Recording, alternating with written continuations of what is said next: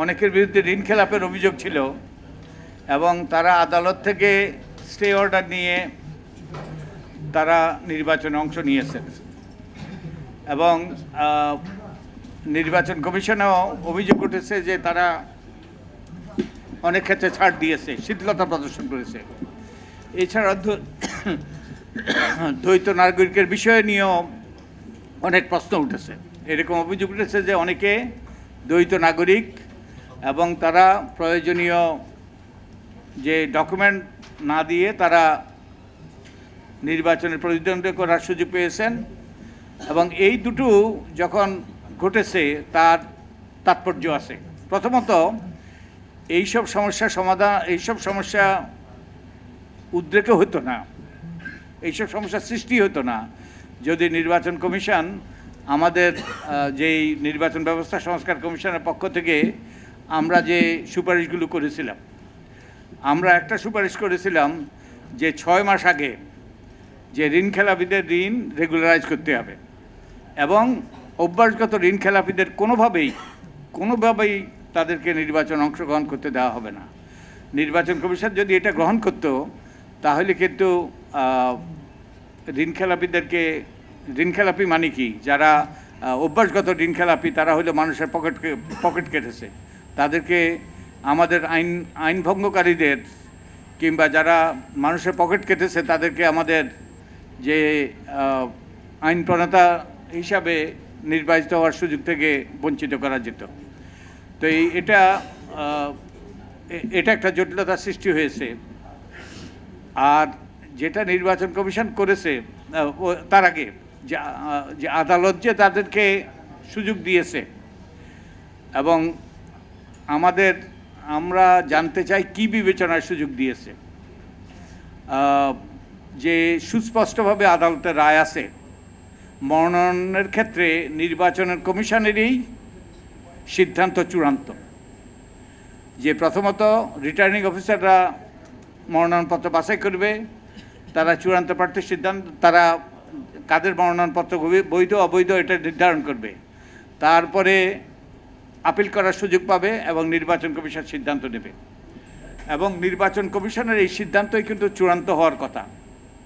আদালত শুধুমাত্র দুটো ক্ষেত্রে আমাদের উচ্চ আদালতের রায় আছে, আদালত শুধু দুটো ক্ষেত্রে, একটা হলো কোরাম নন জুডিস এবং ম্যালিস ইন ল, অর্থাৎ নির্বাচন কমিশনের এখতিয়ার বহির্ভূত এবং বেআইনি সিদ্ধান্তের ক্ষেত্রেই শুধুমাত্র আদালত ইন্টারফেয়ার করবে।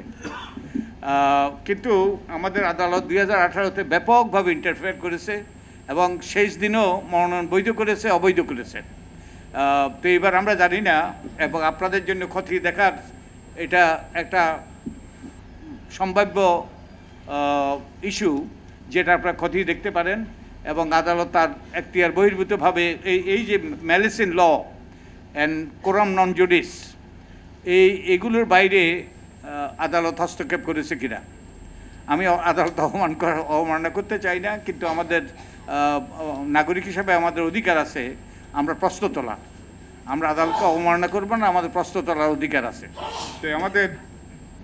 তো এই আদালতের হস্তক্ষেপের ফলে আমরা জানতে চাই যে যারা নির্বাচনে যাদের অযোগ্য হওয়ার কথা ছিল তারা নির্বাচনে অংশগ্রহণ করতে পেরেছে কিনা, হলে তাহলে কি হয়। আদালত আরও রায় আছে যে নির্বাচনটা সুষ্ঠু, নিরপেক্ষ এবং জাস্ট অ্যান্ড ফেয়ার হইতে হবে, ফেয়ার এবং জাস্ট। তো যারা সম্ভাব্য নির্বাচন অংশগ্রহণ করতে অযোগ্য তারা যদি নির্বাচনে অংশগ্রহণ করে তাহলে নির্বাচনী ফলাফলের সমীকরণটাই বদলে যায়। তাদের অনেকে হয়তো জয়ী হয়, আবার যাদের জয়ী হওয়ার কথা তারা পরাজিত হয়। তো এই নির্বাচনটা সুষ্ঠু হয়েছে কিনা, জাস্ট হয়েছে কিনা, এটা নিয়ে আদালত প্রশ্ন করেছে। তো এটা নিয়ে আপনাদের প্রশ্ন করার সুযোগ এসছে যে কয়েকজনের তো রেজাল্ট স্থগিত করেছে, তো তারা দুইজনের এবং অন্যরাও যদি হয়তো আদালতে মামলা হবে, ইলেকশন পিটিশন হবে, ট্রাইব্যুনালে যাবে এবং এরপরে যদি তারা অযোগ্য ঘোষিত হয় তাহলে নির্বাচনের সমীকরণটাই বদলে গিয়েছিল এবং নির্বাচন কমিশন এই ব্যাপারে তাদের একটা দায়িত্ব ছিল নির্বাচন কমিশন যখন এইরকম প্রশ্ন উঠে তখন নির্বাচন কমিশন তদন্ত করতে পারে, তদন্ত করে এই ফলাফল বাতিলও করতে পারে, আবার নূতন নির্বাচনের তারা নির্দেশও দিতে পারে। একটা বিখ্যাত মামলা আছে, আমি আগেও বলেছি, নূর হোসেন বনাম বাংলাদেশ। এই নূর হোসেন বনাম বাংলাদেশ মামলায় সেই নূর হোসেন, সেই নারায়ণগঞ্জের নূর হোসেন আর সেই নজরুল ইসলাম, নূর হোসেন বনাম নারায়ণগঞ্জের সাতকুপের সাথে যারা জড়িত, তাদের মামলায় বিচারপতি এবাদলক সুস্পষ্ট রায় দিয়েছে, যদি নির্বাচনের সময় কারচুপি কিংবা নির্বাচনটা জাস্ট এবং ফেয়ার হয়েছে কিনা এই নিয়ে যদি প্রশ্ন ওঠে, তাহলে নির্বাচন কমিশন তদন্ত সাপেক্ষে সেই নির্বাচন বাতিল করতে পারবে এবং নির্বাচন কমিশন পুনর্নির্বাচনের নির্দেশ দিতে পারবে। তো এবার এই প্রশ্নগুলো উঠেছে, আপনারা তুলেছেন, আমরাও তুলেছি, কিন্তু নির্বাচন কমিশন তদন্তও করে নাই। নির্বাচন কমিশন বরং যেটা করেছে, তড়িঘড়ি করে গভীর রাতে তারা সেই গ্যাজেট প্রকাশ করে দিয়েছে। তো গ্যাজেট প্রকাশ করার একটা তাৎপর্য হলো, নির্বাচন কমিশন যখন গ্যাজেট প্রকাশ হয় তখন নির্বাচন কমিশনের এটা এখতিয়ারভুক্ত হয়ে যায়। তারা হাত মুছে নিয়েছে, তাদের আর কোনো কিছু করণীয় নাই। ওটা ইলেকশন পিটিশন এবং ওটা ওই যে আদালতের এই যে কি বলে এটাকে, যে ট্রাইব্যুনাল, এটা সিদ্ধান্ত হইতে হবে। নির্বাচন কমিশনের আর কিছু করার নেই। কিন্তু যেটা নির্বাচন কমিশনের করা উচিত ছিল, যেহেতু এই প্রশ্নগুলো উঠেছে, তড়িঘড়ি করে, এবং আমরা নির্বাচন কমিশনে অনুরোধ করেছিলাম যে নির্বাচন কমিশন এগুলো তদন্ত সাপেক্ষে এই ঋণ খেলাপি, তার বিল খেলাপি, ঋণ খেলাপি এবং দ্বৈত নাগরিক এবং অন্যান্য যেসব ক্ষেত্রে অযোগ্যতা আছে সেগুলোর ব্যাপারে তদন্ত করে সিদ্ধান্ত নিয়ে তারপর যেন এই যে গেজেট প্রকাশ করে। এবং আমরা এই ক্ষেত্রেও একটা গুরুত্বপূর্ণ আমরা সুপারিশ করেছিলাম। আমরা বলেছিলাম যে নির্বাচন কমিশন নির্বাচনের পরে 48 ঘন্টার মধ্যে তারা নির্বাচনটা সুষ্ঠু হয়েছে কিনা এটা সার্টিফাই করবে। এটা গুরুত্বপূর্ণ, কারণ নির্বাচন কমিশনই স্বাধীন সাংবিধানিক প্রতিষ্ঠান নির্বাচন করার জন্য।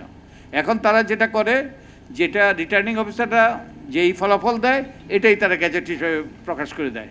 তারা যে গুরুত্বপূর্ণ প্রতিষ্ঠান, তারা তাদের সেই গুরুত্বপূর্ণ প্রতিষ্ঠানের সেই দায়িত্বটা পালন করে না, এবং তারা এখন অনেকটা পোস্ট অফিসের মতো ভূমিকা পালন করে। তথ্য আসতো, তথ্য আবার সে চিঠি আসতো, স্ট্যাম্প দিয়ে পাঠিয়ে দিল।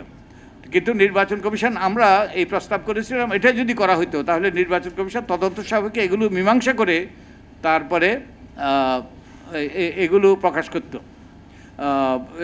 গেজেট প্রকাশ করত। তবে এখনও সুযোগ আছে।